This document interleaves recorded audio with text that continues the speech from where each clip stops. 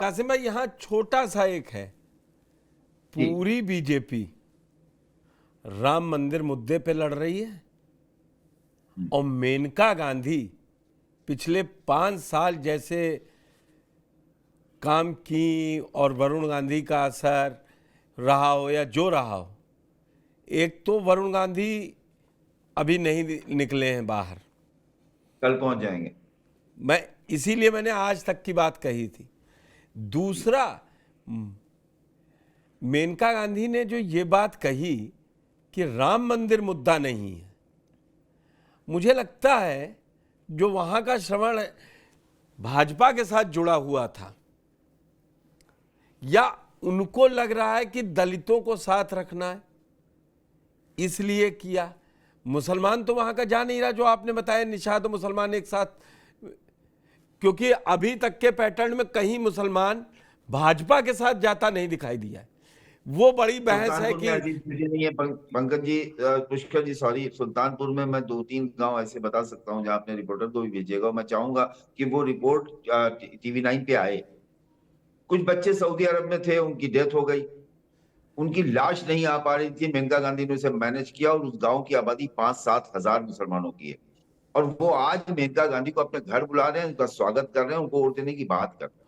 ऐसे भी 19 गांव, लाख वोटर है, 19 लाख कुछ। मैंने ये नहीं कहा, मैं भी ये बता रहा हूं। फिर मैं, आपने जो गिनाया ना यादव वाली बात, तो वो यादव भी कहीं जाएगा नहीं, आपने भी माना कि कल कहां जाए। कम से कम मैं ये कह सकता हूं, भले अखिलेश यादव ने कुछ भी अभी तक ना हासिल कर पाया हो जब से 2012 से मुलायम सिंह ने उनको सत्ता सौंपी है। 2022 के चुनाव के बाद जो 24 का बड़ा चुनाव आया है उसमें 2 चीजें साफ दिख रही हैं। यादव इंटैक्ट है मुलायम सिंह यादव के साथ, जो नकवी जी ने बात कही थी, और मुसलमान को अब की, भले उनका ये गठबंधन कांग्रेस के साथ है और राष्ट्रीय स्तर पर मुसलमान समझता है कि अभी भी बीजेपी को कोई मात दे सकता है, तो वो कांग्रेस पार्टी है, तो इसलिए साथ दिख रहा हूं। कम से कम यादव और मुसलमानों में कोई कंफ्यूजन नहीं है।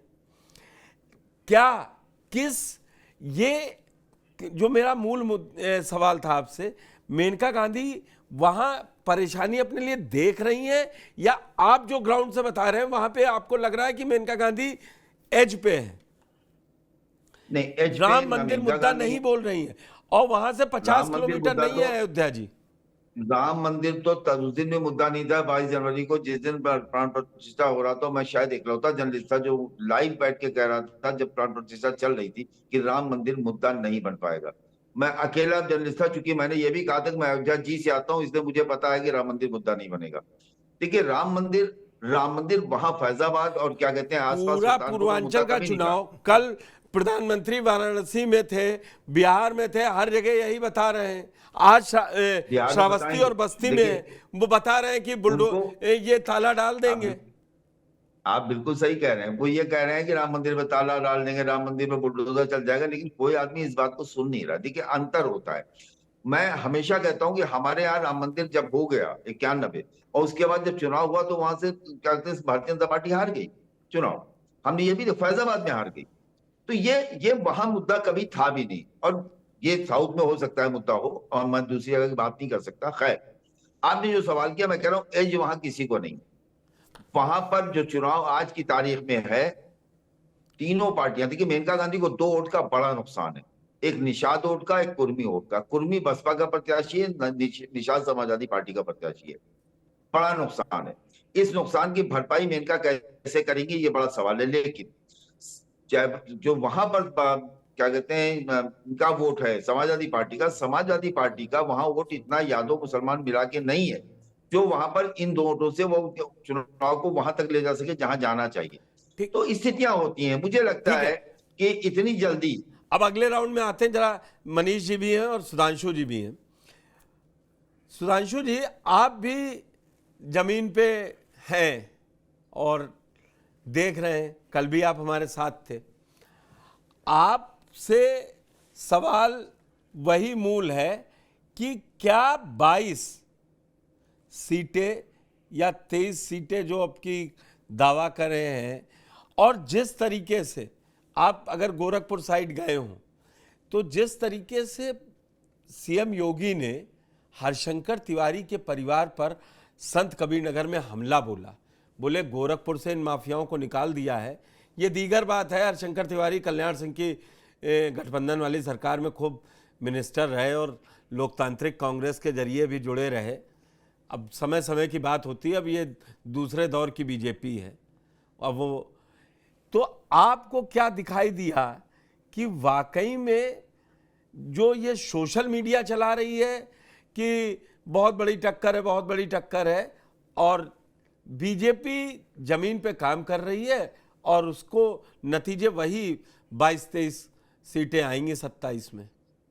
नहीं, मेरी समझ देखिए, अभी जैसे कासिम सर कह रहे थे, देखिए एक चीज मैं बताऊं, आजमगढ़ में भी जो बसपा का कैंडिडेट है वो मुस्लिम है। हाँ जी। और मैं और इसी वजह से मैं कुछ मुस्लिम बस्तियों में गया था जानने के लिए कि क्या इसका कोई इम्पैक्ट है। बिल्कुल नहीं के बराबर इम्पैक्ट। और उस कैंडिडेट का नाम तक लोग नहीं बता पा रहे हैं कि जो थर्ड, बस ये कहते हैं हाँ बसपा का एक कैंडिडेट है जो मुस्लिम है।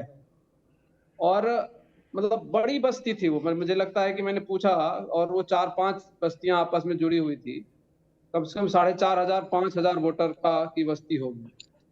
बहुत स्पष्टता से कह रहे हैं कि जी एक वोट भी इधर उधर नहीं हो रहा। क्योंकि देखिए हो क्या रहा है ना, उनको 2-3 लोग हैं जिनमें 2-3 जातियां हैं जिसमें बहुत स्पष्टता से वोटिंग करने का पैटर्न बना हो।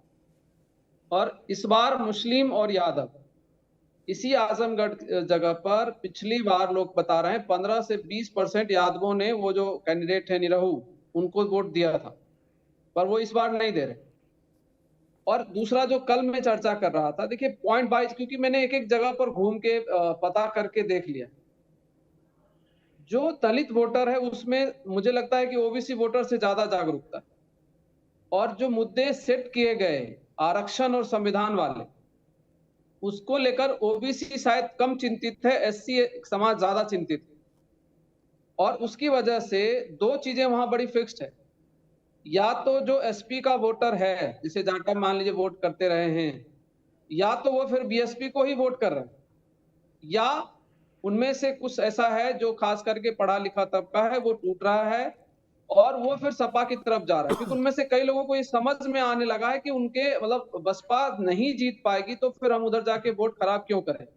और मुझे लगता है कि पिछले चुनाव में शायद नहीं हुआ होगा, ये स्टेटमेंट्स लोगों के कम सुनाई पड़े होंगे 2019 के चुनाव में, जो 2024 में सुनाई पड़ रहा है कि मोदी जी को हराना है, मोदी को हराना है। ये इस बार कई जगह पर मुझे सुनने को मिला। तो जब आप चाहे बड़ी बात आप कहते बता रहे हैं, मतलब पहली बार मुझे भी छठा चरण आ गया है और मेरे साथ जमीन पे लोगों की नाराजगी बीजेपी उम्मीदवार से तो सुनाई पड़ी, हम लोगों के पास रिपोर्ट आती है, हमारे पेज पे भी लगी है। ये बात मैंने पुष्कर जी इसलिए जोड़ी है, युवा थे कई बस्तियों में, दलित युवा, हराना है ये स्टेटमेंट आ रहा है। क्यों हराना है? आप चाहे कोई कुछ भी कहता रहे, जो मेन स्ट्रीम मीडिया जिस नैरेटिव्स को सेट कर रही है उसका लगभग बराबर से टक्कर दे दिया है सोशल मीडिया और यूट्यूबर्स ने। मैं आपको बता रहा हूं, जो लोग कल वो कह रहे थे ना कि ये नैरेटिव्स इतनी जल्दी पहुंच जाएगा क्या, आप मुझे बताइए। ये कोई एक कमेंट आपको बताऊं, जो कांग्रेस का घोषणा पत्र है, घोषणा पत्र की चर्चा कम है। एक सेकंड, घोषणा पत्र इतना जो जिन जगहों पर जा रहे हैं, ये हो सकता है कि लोग बाद में बताएं कि 1 लाख दे रहा है या नहीं दे रहा है, लेकिन 30 लाख नौकरी दे रहा है। और दूसरी बात की आरक्षण खत्म कर देगा तो हमें वोटिंग राइट हमारा खत्म हो जाएगा, संविधान में हमारे अधिकार खत्म हो जाएंगे, हम दोबारा वहीं पहुंचा दिए जाएंगे। ये चेतना दलितों में है। और अगर ये चेतना है, और दूसरा यही वो क्षेत्र हैं सारे जहां पर ये जो सोशल इंजीनियरिंग समाजवादी पार्टी की तरफ से की गई है। आप 2022 का चुनाव याद कर लीजिए, कल राजभर की बड़ी बात हो रही थी। राजभर जी क्या बोल रहे थे? राजभर जी लगातार सोशल जस्टिस की बात कर रहे थे। राजभर जी का जो योगदान था 2022 के चुनाव में, कि जो अखिलेश यादव जिन चीजों को नहीं बोल पा रहे थे खुलकर सोशल जस्टिस के संदर्भ में, वो राजभर जी ओपनली बोल रहे थे। और वो चीज इस बार के चुनाव में बिना बोले केवल एक कॉम्बिनेशन सेट करके दे दिया है अखिलेश यादव ने। मैं आपको बताऊं, जहां से राजभर जी का लड़का चुनाव लड़ रहा है, उनको उसी बोलने का नुकसान है उस सीट पे, आप पता करके देख लीजिएगा।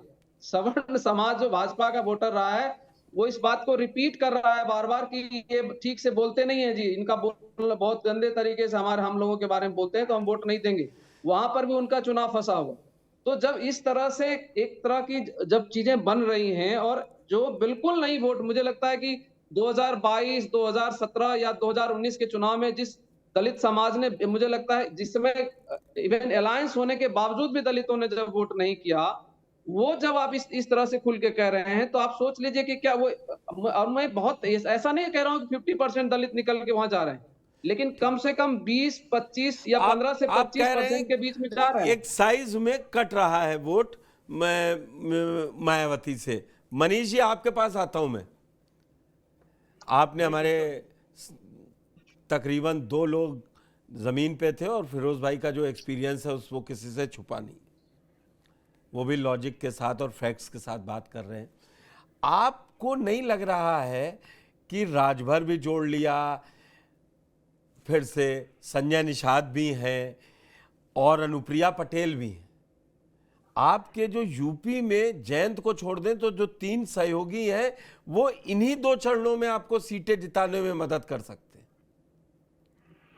हैं। जमीन पे क्या ये बेरोजगारी, जैसा अभी सुधांशु जी ने कहा, और दलितों का यादवों के साथ जाते हुए कहना, वोटिंग मशीन में वो डालेंगे कि नहीं डालेंगे मुझे बिल्कुल नहीं पता। अगर वो ये कह रहे हैं और उसके पीछे कम से कम इंडिया गठबंधन वाले ये कह रहे हैं कि दलित हमेशा से 90 वीपी सिंह की सोशल इंजीनियरिंग से पहले दलित और मुस्लिम एक साथ कांग्रेस के साथ खड़ा था, और अब की वही नैरेटिव हमको फायदा पहुंचा रहा है, और उसमें ये यादव जुड़ा हुआ है और अदर ओबीसी जो नाराज है, नौजवान की नौकरी नहीं है, जैसा सुधांशु जी ने भी बताया। और कहीं कहीं पे कासिम भाई ने भी माना कि सुल्तानपुर में उन्होंने मेनका गांधी वाली सीट का पूछा था मैंने, तो उन्होंने स्पेसिफिक बताया कि थोड़ी नाराजगी है निषादों में भी। इस सब को कॉम्बैट कैसे कर रहे हैं आप? और आप देख रहे हैं बहुत प्रधानमंत्री मतलब एक 1 to 1 वाला नहीं कहते हैं, श्रावस्ती में गए तो वहां तो टोटी चोरा लेंगे और आपका कमरा बिकवा देंगे, इस टाइप वाले तक भी भाषण आ रहे हैं जो हमको 14 और 19 में नहीं सुनाई पड़े। क्या है कि बहुत कांटे की टक्कर है, इसलिए पिन पॉइंटेड बताना भी जरूरी है रैलियों में। और जिस तरीके से पीएम ने बोला कि पेमेंट नहीं हो रहा है, तो क्या भीड़ देख के बीजेपी भी कुछ इफेक्ट पड़ रहा है क्या बीजेपी को, कि ये बताना पड़ेगा? क्योंकि आजकल सोशल मीडिया का जमाना है। अभी मैं साजिद और पंकज से भी पूछूंगा कि क्योंकि जो ये भीड़ पर बोलना बड़ी बात है, और वाकई में इलाहाबाद, फूलपुर, आजमगढ़, जहां इधर अखिलेश जा रहे हैं और राहुल साथ वाली रैली हो रही है बड़ी लगातार। हाँ, तो आपको क्या लग रहा है? पुष्कर जी, मैं अपनी बात शुरू करता हूं। पहली चीज, इस बार जो वोट पड़ रहा था, लोगों को ये लगता है क्या प्रधानमंत्री मोदी से कहीं नाराजगी है? पहली बार अभी मैंने आपकी डिबेट में सुना। नहीं, मैंने उसको काउंटर करके पूछा, वो बोले हैं बिल्कुल बिल्कुल बिल्कुल सही, उनका अपना मत हो सकता है, लेकिन लार्जर ऑब्जेक्टिव में 2 सबसे बड़ी कमजोरी जो विपक्ष में है, एक तो प्रधानमंत्री मोदी से डायरेक्ट किसी की नाराजगी नहीं है, दूसरी चीज विपक्ष उनके बराबर का कोई विकल्प खड़ा नहीं कर पाया पिछले 5-10 साल में जो ये कह सके कि हाँ मैं देश चलाऊं। अब हम आते हैं सोशल इंजीनियरिंग पे। जो भाजपा ने 2014 में सोशल इंजीनियरिंग करी थी यूपी में, वही सोशल इंजीनियरिंग इस बार अखिलेश यादव ने करने की कोशिश करी है। 17 में उन्होंने कांग्रेस के साथ करी, 19 में उन्होंने बीएसपी के साथ करी, चेक कर लिया। इस बार उन्होंने वही सोशल इंजीनियरिंग करी है कि कहाँ पे किसको टिकट देना है, यादव नहीं होंगे, मुस्लिम नहीं होंगे, हमें जाति के आधार पर टिकट देना है। तो मेरी एनालिसिस ये कहती है कि 14 में तो भाजपा पहली बार जीत के आई थी, 19 में भाजपा ने एक लाभार्थी नाम का नया वर्ग क्रिएट करा वोटर का, जो हिंदू, मुस्लिम, सिख, ईसाई देख के वोट नहीं करता है। तभी ये विगत चुनावों में एक असामान्य परिवर्तन देखा कि मायावती जी के साथ आने के बाद जब लोग कह रहे थे कि अब तो उत्तर प्रदेश की राजनीति में कोई 40 सीट भी नहीं जीत सकता, भाजपा ने 64 सीटें जीती। अभी भी वो लाभार्थी नाम का जो वोटर है ना, वो इंटैक्ट है।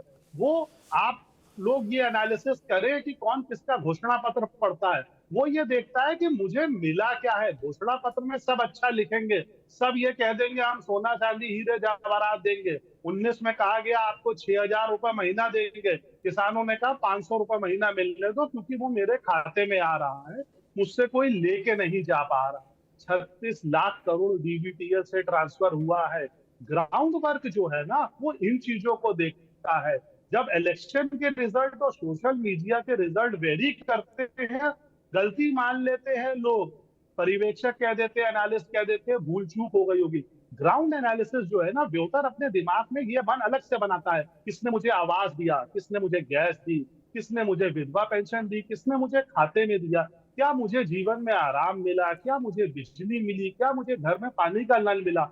आज क्या है, ये इलेक्शन के शुरू होने से पहले ये सारे मुद्दे होते हैं। इलेक्शन जब शुरू होके आता है तो मुद्दा क्या हो जाता है, संविधान खत्म हो जाएगा।